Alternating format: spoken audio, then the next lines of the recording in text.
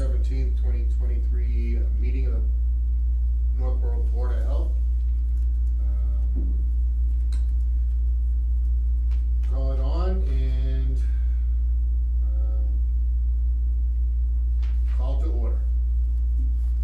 Do I need to? I think somebody can second it and we'll move right forward. We'll second it. I'll second it. All those in favor? Aye, aye. Onwards.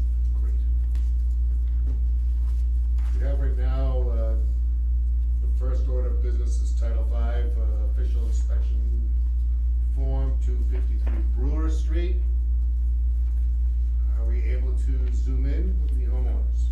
I'm having some issues with Zoom right Okay. now, so if we can move We on to can the next skip agenda. that Yep, and, this audio's not connecting.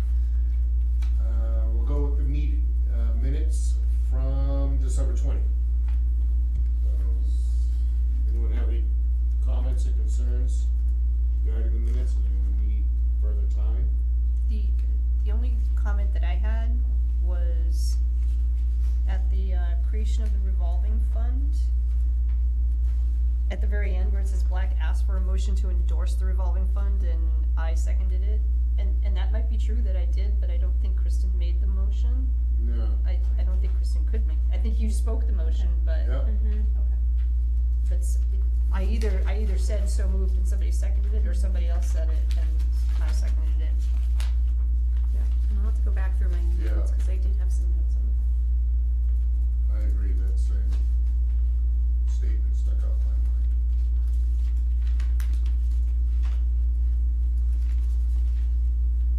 So we agree to check on that? Yes, I'll check on that. So with that change, I didn't have any others. Right.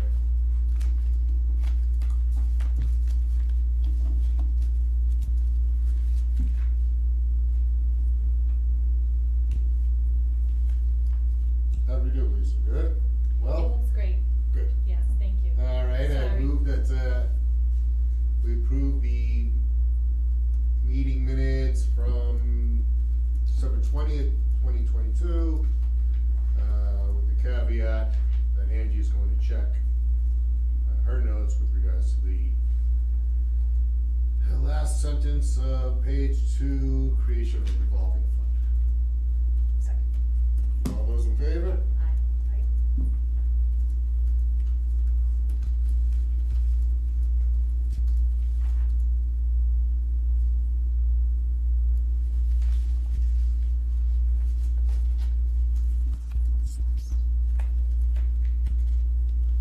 February 21st, is that during a vacation, school vacation or anything?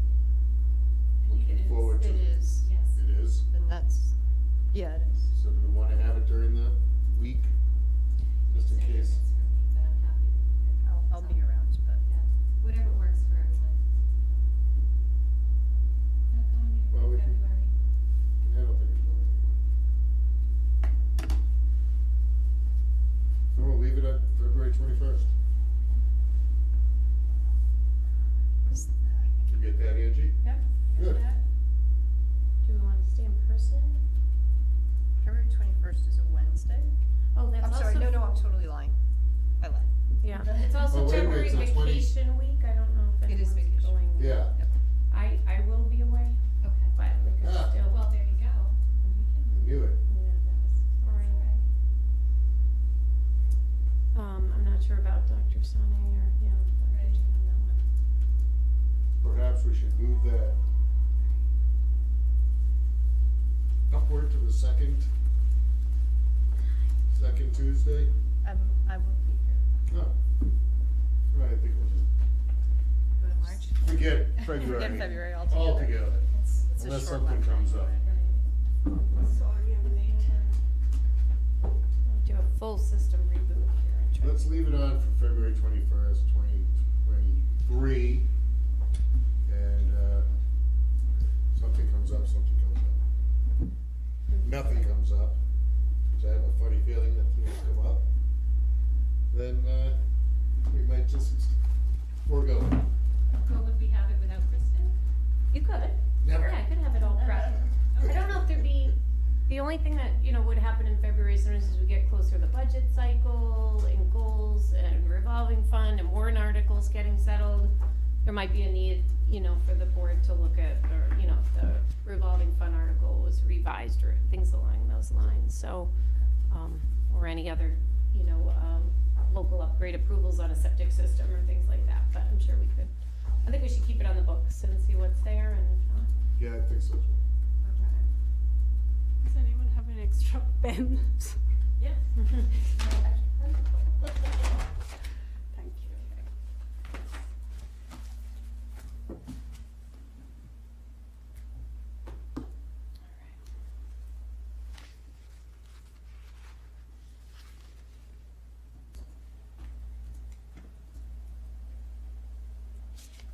Should we move on to something else? Yes, please. Dissolution of groundwater advisory committee? So there were some emails that were circulated from the planning board. I believe they were supposed to meet tonight about this. This is a proposed possible warrant article that would come from, I believe, the planning board. And so I think we may have spoke about this briefly at a prior meeting. You know, as a reminder, Teresa served on this board for quite a long time. There's member representation. It is a Northborough sort of unique committee. And, you know, I've only been here a few years and haven't had any big projects, but I did, when I learned about this, I had reached out to Fred Litchfield, our town engineer, sort of serves as the staff liaison, and had some conversation with Teresa, if, you know, the value of this committee and really the work it does. But I believe Teresa's been on it, and you're most involved with it, so I don't know if you want to speak about your experience. Sure, yep, absolutely. So, through the groundwater committee's meeting last time, we were provided with, basically the equivalent of legislative history for that creation of that board, and it was created back in, I think, 1986, and Scott Rogers can correct me if I'm wrong, around 1986, and when it was created, it was for the oversight. We had our town wells were in service at that time, and as we know, there's a lot of other private wells in town as well. So the overlay districts were really, at that time, created for the protection of the waters that feed those well systems. And they created the board with 5 different disciplines joining the board. The Board of Selectmen, Board of Health, Planning, Conservation, and Water and Sewer. And every board has their liaison as part of the committee, and every committee member brings their own board's expertise to that meeting.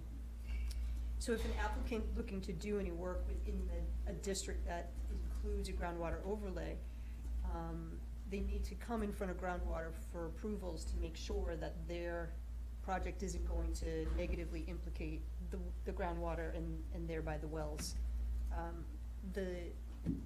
That's why it was originally formed. You know, our wells now are offline but not decommissioned, which means that they could be reinstated at any time if we need it. And you know, there's a lot of people will say, well, we're never gonna need these again, but as I said at the groundwater meeting, I look at the southwest quadrant of the United States and I think we might need these again. We can't count on MWRA to always give us a water source that we need. So, you know, the protection needs to stay in place as long as we've got those wells in their current state. We've also got to worry about the private wells because there's not public water throughout the town.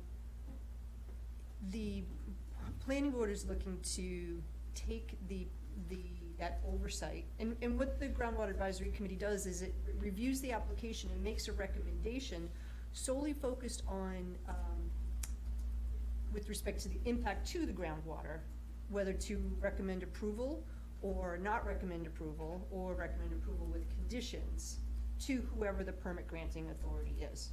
So if it's a variance before the ZBA or a site plan review in front of the planning board, we would just recommend either approval or not approval, and with or without conditions. And that's after each of the 5 disciplines have done their review and looked at it. Now, Fred Litchfield does a lot of legwork for us as the town engineer. You know, he provides us with a review letter, but But that review letter doesn't necessarily state, from a Board of Health perspective, you know, I've looked at X, Y, and Z, and from a selectman's perspective, I've looked at X, Y, and Z. You know, it's up to us as individual members to do that analysis and bring it to the table if there are concerns. But what the planning board wants to do is give that oversight to whoever the permit granting authority is.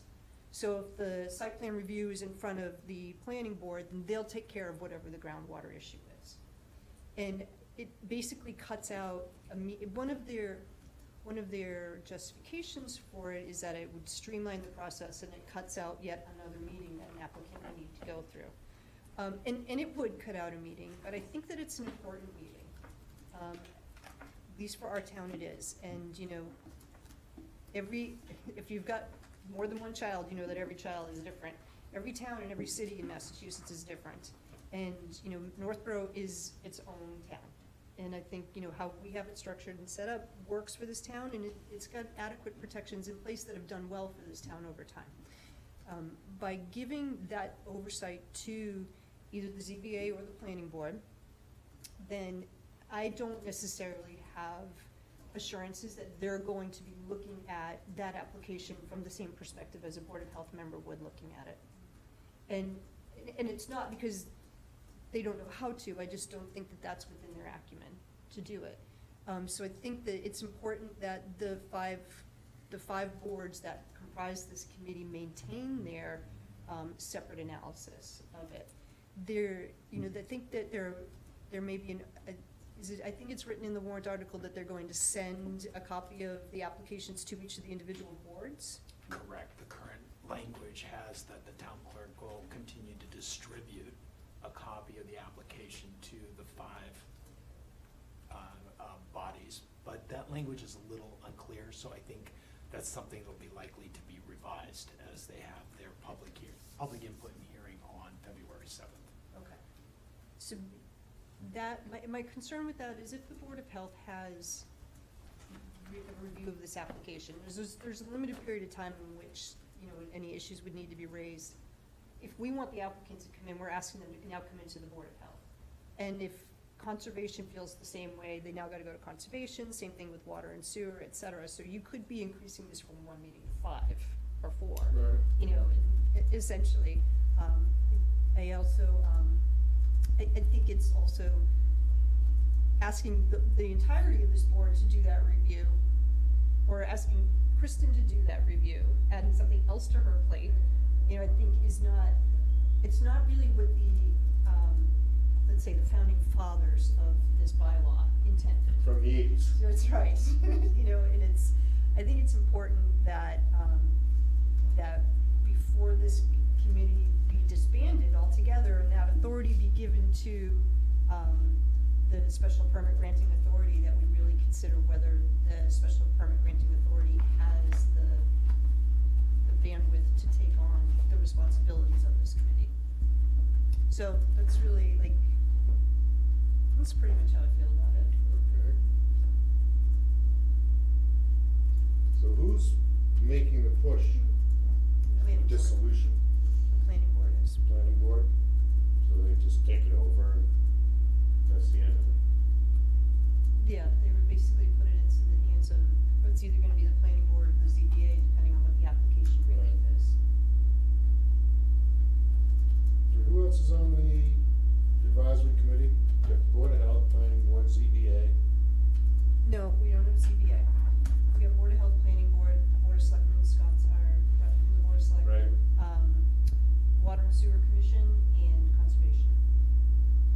And it's been working well for the past, Since 1986. yeah? So why suddenly the planning board push? Well, Yeah, the monkey one, I know. So what are we supposed to do with this now? As far as the Board of Health is concerned? What should we be doing with this? Well, the mechanics of what happens going forward is that the planning board will have their public hearing on all the zoning bylaw changes. First wave would have happened tonight, that's been postponed, so it'll all happen on February 7th. That they'll have public input and a public hearing for those changes. So an opportunity for individuals to comment on that, and an opportunity for the affected board, committee, commissions to comment as well. I think it's an opportunity between now and the 7th that if a board or committee wanted to submit in writing, you know, their perspective to the planning board, you know, they would accept, you know, that more formalized statement from, in this case, the Board of Health, if you were so willing to make a statement in that way. So between now and the 7th, written statement, on the 7th, public input live or individual input live, or in writing. Then we follow the typical warrant process for the warrant gets published. It'll be reviewed by the select board, finalized, it'll go to town meeting. So it's at town meeting that we'll see this as a potential zoning bylaw change, because the definition of the Groundwater Advisory Committee, its composition, and then the actions to and from in their review is codified in one of the zoning bylaws. So that's why it's then goes forth as a zoning bylaw change. And like all the other zoning bylaws, then a 2/3 majority at town meeting to enact the change. So to save all our board members attending, I mean, I guess is the one option would be that the board could make a motion, you know, either support, or, you know, in favor of the dissolution or against, you know, the dissolution of the groundwater. So at least we could, you know, have something formal from the groups. Obviously, individual members are welcome to attend, or if you'd like for me to attend that meeting. But submitting written comments in advance, I would think would be helpful to any board, you know, who's considering a change like that.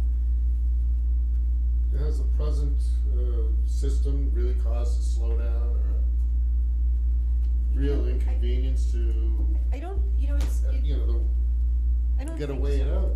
I don't think so. So when I was on the planning board, if somebody had to go to groundwater, we would either delay our meeting pending groundwater, or we would render a decision if it was favorable. It would be contingent upon groundwater's outcome. On the groundwater committee, if we have a situation where somebody's coming up for a hearing in front of one of the permit granting authorities, and we might not have enough information from that individual, but we know it will be forthcoming, we authorize Fred to issue the recommendation contingent upon the receipt and his satisfactory review of those missing documents or what have you. You know, very rarely does an applicant have to show up at groundwater more than once, and very rarely do those take more than 30 minutes. I mean, bigger projects might take longer. In my memory of being on groundwater, both as a planning board member and as the Board of Health member, I think I can remember twice where an applicant had to come back for a second meeting. So I don't think it adds a considerable amount, and given that our meetings are sort of offset from planning and ZBA, it kind of fits into that sort of Right. monthly schedule for them, so. And honestly, I don't see anything wrong with requiring an applicant to go to a meeting for the protection of the groundwater. Right, that's what I'm saying, you know, weigh them out. It's- Got groundwater versus Yeah. a meeting or two, possible 5. Right.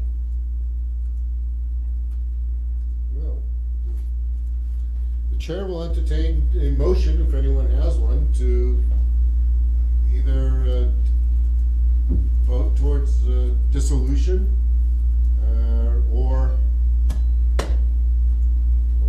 move in the opposite of dissolution. I move in the opposite of dissolution.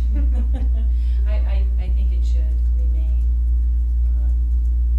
a committee with town, so I would move for it to. To oppose, yeah, or to continue, yeah, to oppose the dissolution. Second that. All those in favor? Excellent presentation, Thank you. Thank you. very clear, even I understood it. So that's wonderful, good. I feel passionately about this. Now, should we do anything in addition to that? Should we talk about writing the letter? We are in January already. You know, Yeah. in support of our, Something in time Our for the opposition. February 7th would be helpful to make sure that's in front of that something that comes from our groundwater representative, or is that something that should come from? I certainly don't mind drafting language. Yeah. I don't wanna necessarily speak for the group, so Right. but I don't know in terms of open meeting protocol, can I circulate that for review outside of meeting? I'm not sure what I can and can't do there. I think one process could be is if you drafted potential is then to have Kristen coordinate the dissemination of it and the receipt of individual feedback. Okay. And then a final kind of, that would keep it from then outside deliberation. Perfect, thank you. And that's due by February 7th. If it can be done by then, yeah. Well, yeah, no, I gotta fly next week, so I'll do it on the plane.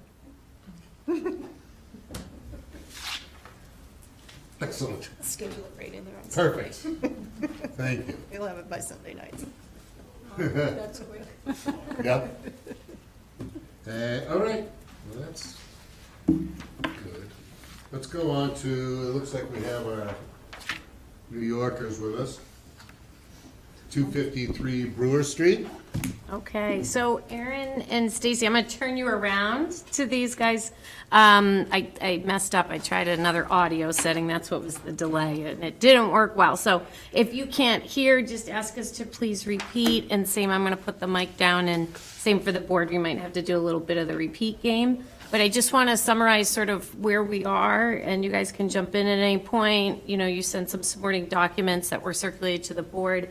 They are available in your packet, so I know it feels like this project we beat to death. So where we left off with sort of our last agreement several months back was that we were asking that the well be relocated for this property. And just to remind everybody, this originally came in because it was a Title V official inspection form. And it was, you know, a conditional pass or system needs further review by the local approving authority, being the Board of Health. And so really the difficult sticking point with this property regarding the Title V form was that the well is within 50 feet of the SAS. So the board had asked that the owners would go back and look to relocate that well a minimum of 50 feet, where 100 is the current standard, from the corner of the SAS. And so the owners have submitted documentation, and there's emails, they've reached out. There was a summary provided, I believe, by Stacy with each well driller that they've tried to contact. You know, I have been hearing there is a lack of well drillers in the area. The ones that did respond, there was concern because there's a lot of ledge there and blasting and relocating and added cost, as well as disturbance that would be required on possibly the abutting property to just get at that 50 feet. And so I think they're really coming back to the board to say, you know, we've tried, it's really hard. They did provide more information on the well I want to port out. We didn't originally know how deep the existing well was, but there is this safe well performance. I was pleased to see that the well, you know, it's a very deep well. I'm trying to pull it up. It's on one of these. Stacy, you feeling it's like, is it 400 feet deep? Yeah, it's over 400 feet. I So- think it's like 437. Okay, so it's 437 feet deep. That was documented. A well drilling company had gone out to actually measure that and look at it. We did have satisfactory water results previously. And so I think they're really coming back to the board to say it's difficult to move. So I'll turn it over to you guys if you want to add, if I've missed any details. I'm going to sort of point you this way and point the mic down. So let me just make sure my audio is maxed out. So there's hopes that they can hear you. So if you want to add anything to the board, you might be able to see them in the distance here. Hey, hello. Hello. Hey, Pete. Sorry, we're both teachers, so we're used to yelling a little bit. That's You guys fine. can hear us. You know, I don't have a lot to add. We can get into more specifics about the challenges of moving the well, but I think Kristen summarized it quite well. I mean, no pun intended. That there's a lot of where it would have to go would end up ripping up part of the neighbor's yard. Had to pull down power lines, rip up grown trees, bamboo. You'd have to rip up our driveway, blast through ledge that's under the driveway. One company said they just couldn't even get their trucks far enough onto our property to even give it a shot. The cost estimates, nobody could give us a firm estimate because, you know, they're like, look, this is hard. You know, we don't even know what's under there in terms of under the ground to connect to the existing well, but it's going to be difficult. So nobody could even give us anything specific, but it began between 10 and 15, but they were like, it's going to go up past that. So we're coming back to you all and saying, you know, we've done what we can. It's going to be extremely expensive, and you know, the variance that was in place was trying, I think, you know, not documented, unfortunately, but was kind of gesturing to the same issue, which is like, where the well, to move the well is going to be extremely onerous financially and just like mechanically.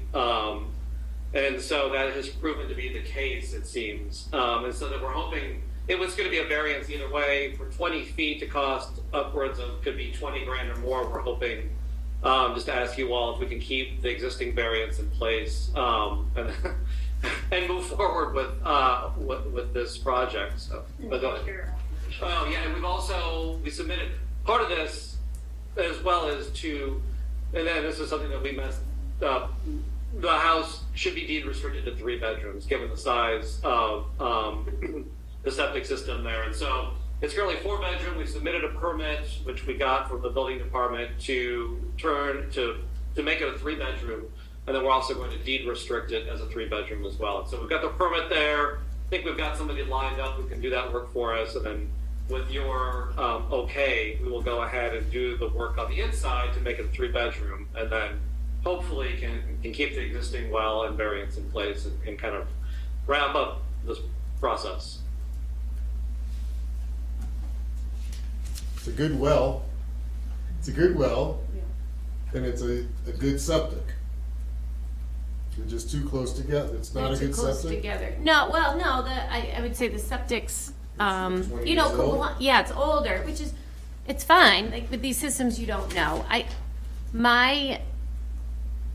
My hesitancy on this project is all along, right? It's the quality of the well. So at this static point, it looks good. They have been using it. They have been using the septic. But at some point, with any system, right, one will fail, right? Eventually, a septic system fails. And it's not always a big issue when your well's 100 feet away. But when they're close, you know, that's where you worry about the health and safety of the occupants. So, it has been working. I'm happy to hear it's 400 feet down, right? That's that much more protection from the water. But all wells, it's recommended that all private homeowners, you know, that have a well would test it annually. Like that's a recommendation of DEP. In this case, I just think the education and really pushing to future owners that we would require that they would test annually. You know, would be, if they're not to relocate outside the 50 feet, you know, one option, I think, to make us feel comfortable that the health and safety of future occupants, that we would recommend that they would test, or we require them to test annually and just submit, not a full spectrum VOCs and all those things, but I would say if the board, my recommendation would be the board would move forward with allowing this. When they record the deed restriction, record a covenant that we would require that the homeowner would submit just that simple water sample, which is the fecal coliform bacteria, and that it's absent, you know, is totally absent in the presence of ammonia, nitrogen, and nitrate. Nitrogen is equal or less than 5 parts per million. That's the part of the Title V inspection form that they submitted. That shows that the well, because that's what, if you were to have a failure of your septic system and it wasn't protecting the groundwater, that's what you would see elevated, right? Would be the nitrates, the nitrogen, and then the fecal coliform of the bacteria. And so it's really important when they're that close that anyone using that water supply would test annually. So that would be one recommendation I would have if the board would be agreeable to approving. I mean, at this point, it's really at the board's discretion, you know, to approve, because we're talking about approving, you know, it's a little messy. It's not like a variance that we would see, like, you know, that would be well documented in another board. It's really that it's the board's approval of the Title V official inspection form, you know, form that you would be saying that we've determined that this system is safe and it meets environmental, you know, standards under Title V. It's mentioned here that the septic system has been regularly discharged, so is that annually that you do it, or once every 2 years? Oh, Dr. Sani was asking about, you know, annual pumping of your septic system. I think it's a good idea. I mean, we did pump it every year. That seems like a good idea. Sorry, go ahead.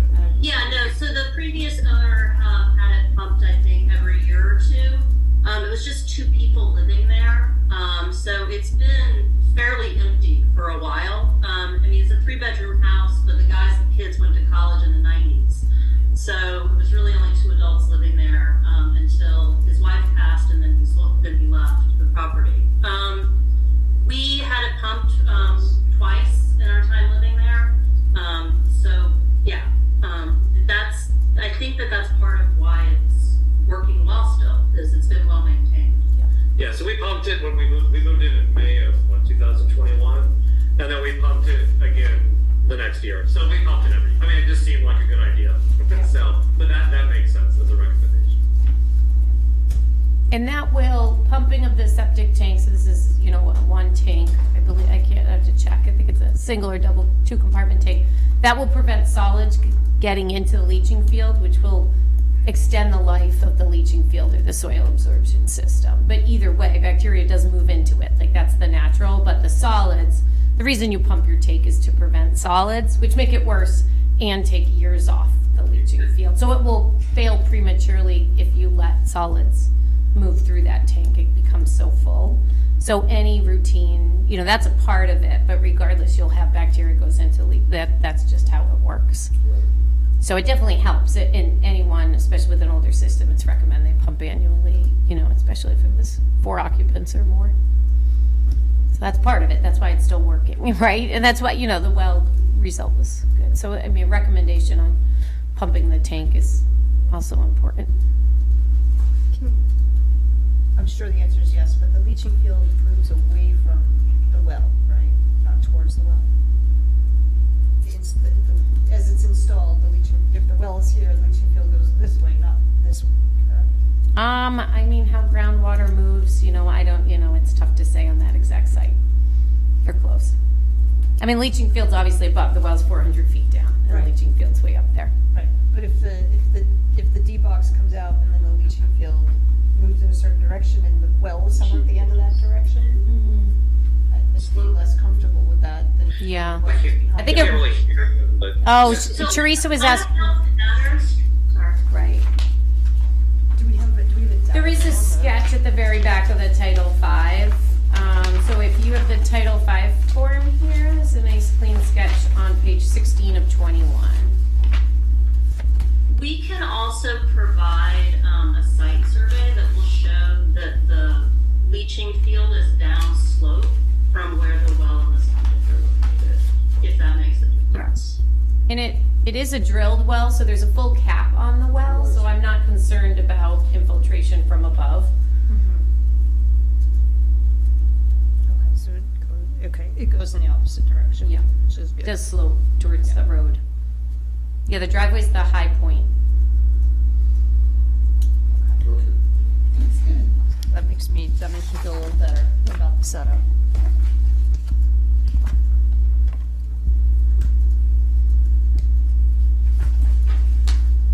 Well, it's a hardship.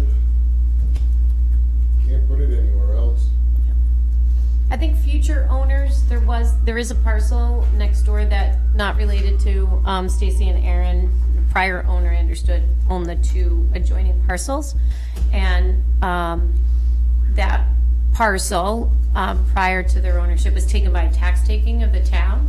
So I do plan to hopefully work with the assessor's office, and if the town's willing to put that for sale, really encourage the future owners, and try to put them in contact, because that's the long-term solution to this property. If they own that abutting parcel, they would have a lot more room on the well or future expansion of the septic. And I don't know if that alone would be a buildable lot.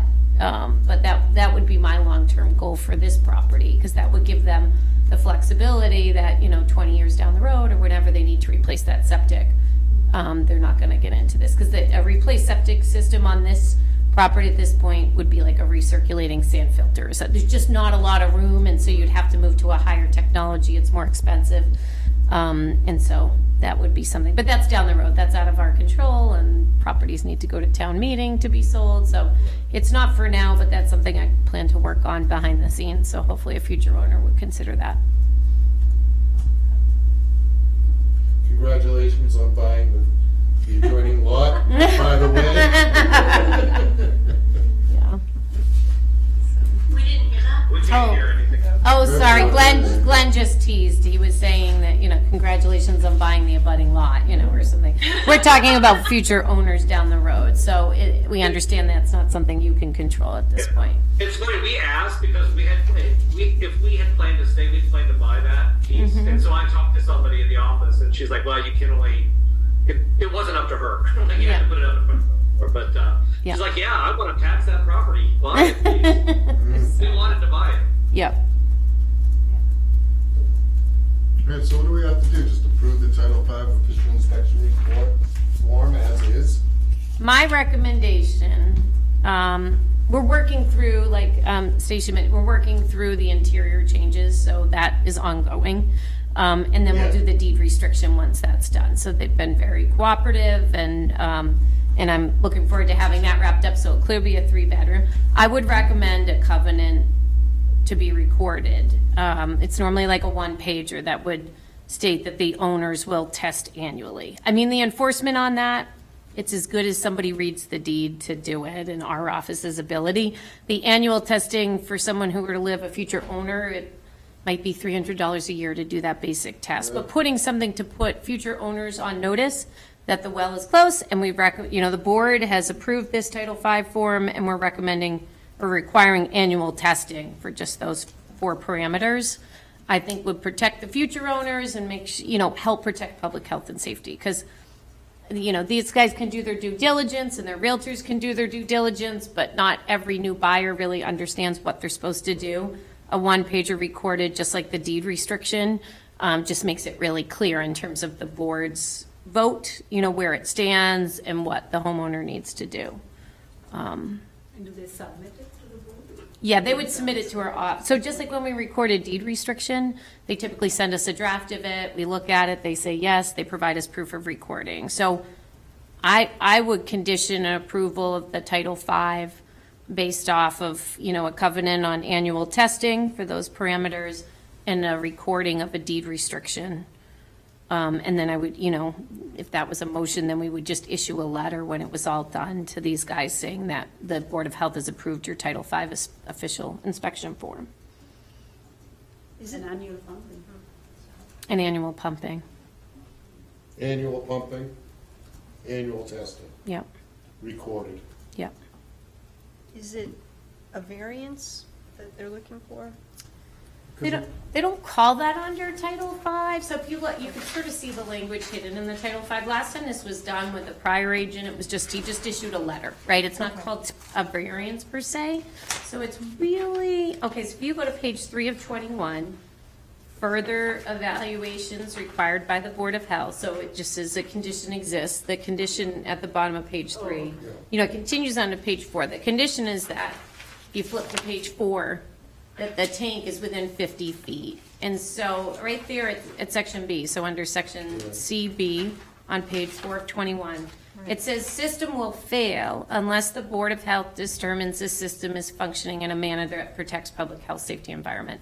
So the board would be making a motion to say that, we determine that currently the system is functioning in a manner to protect public health, safety, environment, and we are requiring the deed restriction and the, covenant on annual testing and pumping requirement for this system. And then that would be the formal process. So it's not called a variance. Right. And there are the 4 things Sorry. that you were talking about, right? The coliform bacteria. Yeah, and those are listed, what we'd be looking for the water analysis is this 2-starred section right here. Yeah. And it's a DEP certified laboratory. I would take that language exactly, and put that into the covenant. And they have a similar one for water treatment we've seen, like on the well with arsenic. DEP is a template covenant that requires water treatment. You would just modify it to a covenant to require annual testing, and pumping of the septic system. And it's literally 1 page. The enforcement authority on that would be the Board of Health, right? That would be between the owner and the Board of Health. It wouldn't tie to the prior owners. And the way the covenants typically read at any point, if you were to connect to town water and agreeable to the Board of Health, that the covenant would be lifted. It would no longer be in effect, you know, if they upgraded the system or things like that. All right. So we should entertain a motion that the board has determined that the system as is safe. Is the language here is right here in B, so the Board of Health would determine the system is functioning in a manner that protects public health, safety, and environment, provided that the 3-bedroom deed restriction and a covenant requiring annual testing and pumping of the septic system is recorded and satisfactory, you know. Okay, yeah. System is functioning. That's what I was getting to. All right, so the board, I move that the board determines that the system is within 50 feet. However, the system will fail. However, the Board of Health has determined that the system is functioning in a manner that protects the public health, safety, and environment. We could leave it at that. And we could I think that's it. I think prior to issuing that letter, I would make sure that those 2 items were recorded. And those, right. The contingencies. And I would just reference that the following, you know, contingencies were met. Contingent upon 2 items being the well water testing annually and the septic pumping annually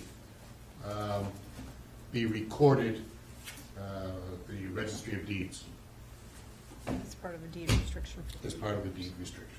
for 3 bedrooms only. For the 3 You're doing a great job. For the 3, how do you want to continue? For the 3-bedroom Deed restriction. deed restriction. Yeah. How's that? Second. All those in favor? Aye. Big night for you guys. So I don't know if you were Yeah. were you able to hear that? Okay, I'm sorry, they're a little too far.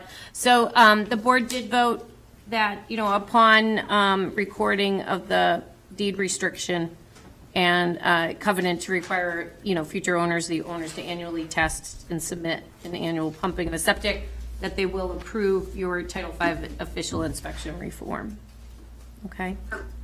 Thank you. Thank you. It's been a journey. Yeah, I have. So, anyway, thank you for your patience. I'll be in touch and I'll draft up that covenant. But it seems like you guys, the greatest time sink at this point is probably just working through getting a contractor to make those interior modifications. And I would issue that letter. Okay? Sounds good. Thank you. All right. Bye.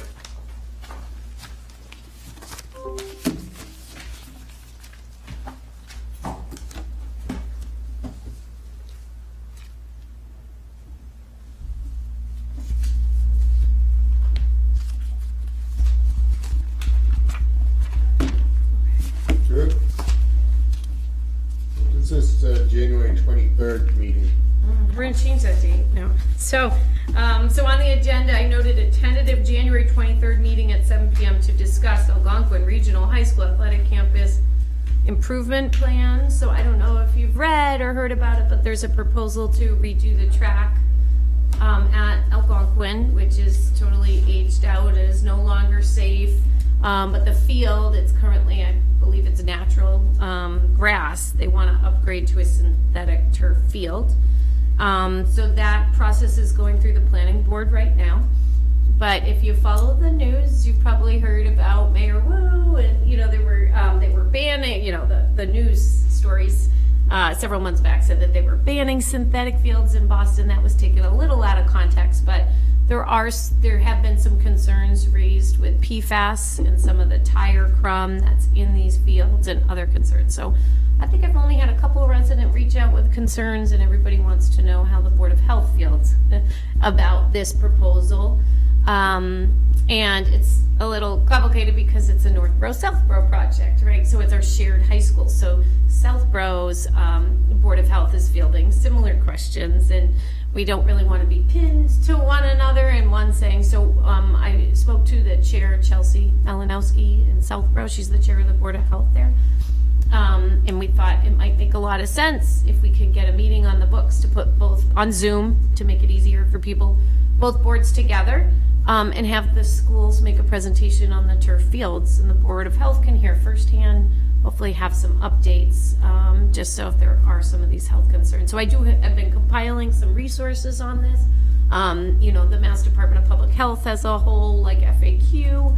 The planning board is working with, or they plan to require to have a third party do some baseline testing, and so a lot of it's coming together. It's a longer discussion, you know, but the goal was if we could talk about a possible meeting date. And so the one date that seems to work for Southborough as well as the schools is actually January. This was pushed back a week, January 30th. Yeah, not the 23rd. That was tentative, but it already got moved. It sounds like January 30th. Day of the week is that? I think. Monday. It's a Monday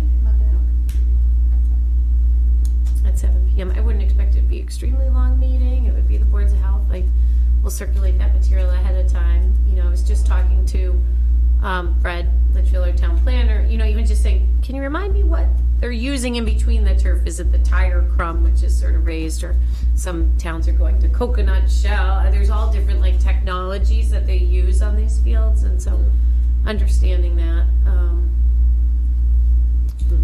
would be helpful. So does it look like we'd at least have 3 members available for the 30th? Yeah. Okay. Okay. And you have reading material like Yeah. pros and cons. Right. because- Yeah, and the schools will present a lot of, you know, the turf fields can handle a lot more use. You know, they can handle hours and hours of use. So ideally, you know, everybody loves a grass playing surface, but some of these high schools now, they're just, you know, the JV on it and the varsity team on it, you know, there's just so much use on the fields that's why they're moving towards a synthetic field. It would just give more playing surface. But the documents I'll send you from DPH, some of the long-term concerns that we'll talk about this in the meeting, and if you're with pediatrics, you hear it's just when the fields get really old, if they're like concrete, right? They lose all that absorption, things wear down, the grass blades fall, and that's when you start, you know, seeing reports of increased concussion, increased ACL tears, or, you know what I mean? There's some of the medical components where there's differences between injuries in a turf field and a natural playing surface. And so some of the questions the board may want to talk about is replacement of the field. They're thinking about health and safety of the students on those I fields. think I must have read even about asthma. I need to look into that. Yeah. Or chemicals. Yeah, these concerns, yeah. So there are some studies, nothing's totally conclusive. A lot of these research is new and ongoing. You know, there's federal studies happening, federally funded, but there's a lot. When you, Must be very expensive too.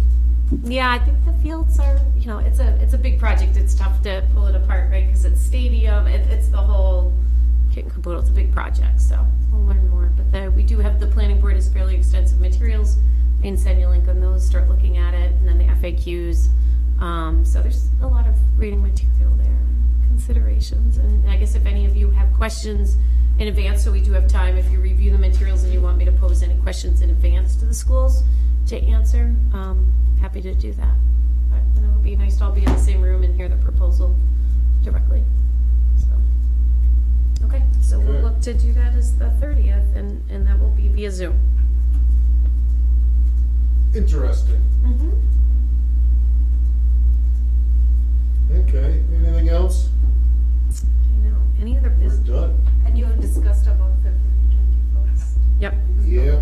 So we'll keep We're it if we leaving need it to. there, we don't know. Just leave it there for now. It's a vacation week.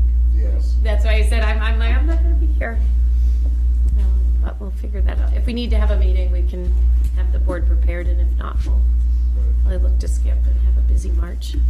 Some general updates. The Board of Health is continuing to do some free Narcan training with the nurses. So they just held one recently at the library, and we're having really good attendance. So we'll continue, hopefully, to offer those monthly. I see Terry nodding over here. I think we have a recent attendee at a Narcan training who was happy with that. So also under Be Well, we're looking to maybe offer some discounted CPR first aid. I know AED, or not, sorry, CPR and AED Obviously, you know, it was in the media with the AD and the football player, and I think a lot of people want to understand what AEDs are and how to use them appropriately. Part of the Be Well projects I'll be presenting tomorrow at our working group meeting is we're looking to add an AED to Ellsworth, McAfee under the pavilion that would service that area. And, you know, there's, we're working through that new sunscreen dispensers. I'm working with the Junior Women's Club, Vicki over there, if you know her from the Senior Center. So they've been maintaining a single sunscreen dispenser at Ellsworth for years. I want to say 5-6 years. Are really passionate, but we're looking to add and upgrade those. Isabella Caruso, our epidemiologist, is working with Impact Melanoma. So I actually reached out to Dr. Sani. We're looking to maybe either have Reliant, because they have offices in the greater boroughs, or UMass to try to get a local hospital to sponsor the cost of those sunscreen dispensers. In Northborough, we're so lucky to have Junior Women's. They're willing to keep up with the, you know, cleaning them and refilling them. So this sort of pilot is looking to take the one at Ellsworth McAfee, upgrade it to 2, you know, at strategic locations, and then add 2 more dispensers over at Assabet, the splash pad, and then hopefully at the park there. So we're doing some fun projects like that around, you know, Be Well and finding other funds. So those are really exciting. I'll hand these flyers around. You probably have seen, I think the rec department and towns have done a really nice job. So this is a Be Well funded program about raising resiliency in kids, what to do when you don't know what to do. So Carrie O'Toole serves on the school's medical advisory team. I believe she's a Southborough resident. And she has been providing this. We have another one. It's Thursday, January 12th at 7. So those are some Be Well activities, and I'll leave this out for all of you. Some of the other programs that are sponsored by Be Well. And then this free Narcan training, we are doing it with the Greater Boroughs nurses. So we have all 4 different links. So we'll be doing the Narcan trainings at the Northborough Public Library again, Boylston, Westborough, and Southborough as well. So it's great the nurses are really starting to move around and bring some of this programming there. So I think. Moving, That's wonderful.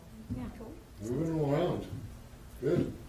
Anything else, Angie? Oh, you can announce. Oh. So, we found Katie's replacement. Her name's Annie Bassett, and she'll be starting February 27th. I don't know if we mentioned she's coming from Northbridge from the DPW, and I'm very excited. Good. I think she'll be a great addition. You Right. guys will really like her. Congratulations. Yeah, I'm we're really excited. excited. So she comes with some background, almost 10 years, I think, with the Northbridge DPW. So she knows our Munis software for payroll and has experience with that. Also, most importantly, she knows customer service and permitting. So a lot of the DPW road openings or whatever projects are very similar to the permitting. They weren't on our online system, but I think Annie's going to be a quick learner, and she really gives a fun personality, and we're super excited for this Yes. this addition to the team. So, and huge thanks to Becca in her office. We held many interviews, and you know they really were great, and John as well for being supportive, waiting for that right candidate. And I think we're all in full agreement. John did the second interview, and very excited to have Annie on board. So we'll be whole. Annie and Angie. Yeah, the A team, we're gonna call them. The A So, team. Well, that's good. And that's it? That's it? That's all I have. That's it? Okay. Okay. Okay. So, board will entertain a motion to end the meeting. I move to adjourn. Second. All those in favor? Unanimous. All right.